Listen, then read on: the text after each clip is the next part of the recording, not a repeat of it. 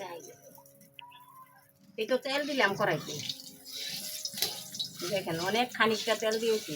সাজনা পাতা দিব তো, এই যে সাজনা পাতা, এই যে শুকনা লঙ্কা, এই যে পেঁয়াজ কুচি, এই যে রসুন, এই দেখেন সাজনা পাতা দিচ্ছি।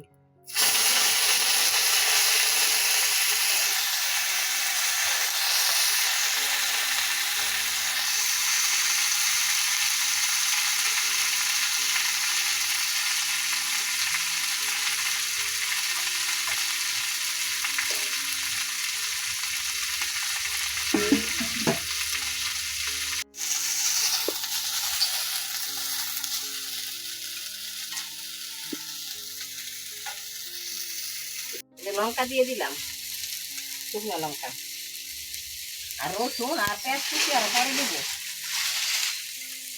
কিভাবে করি দেখেন, আপনারা কিভাবে করেন আর আমি কিভাবে করি দেখেন। আপনারা সাজা পাতা আমি জলও খাই,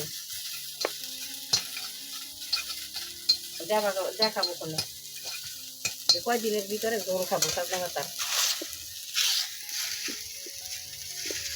এই যে পেঁয়াজ রসুন দিয়ে দিতেছি, রসুন পাতা বাজার, পেঁয়াজ রসুনটা দিলাম আর একটুখানি লবণ দেব। এই যে লবণটা দিয়ে দিলাম, লাগা দিলাম। পাতাগুলো খুব সুন্দর মচমিচা হবে, পাট পাতা যেরকম মচমিচা হয় না, এরকম মচমিচা হবে। তারপরে নামাবো, কম আঁচে দিয়ে রাখবো, জাল দিব না। এই সুন্দর পাট পাতার মতো মচমিচা হবে, লঙ্কা গুলা কালো হবে, পেঁয়াজ রসুন এগুলা লাল হবে, তারপরে নামাবো।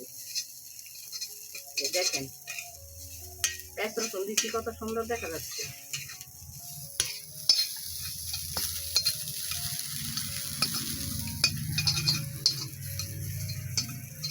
এই যে সাজনা পাতা ভাজা, এই যে হয়ে গেল, নামাই দিলাম, হয়ে গেছে পাতা।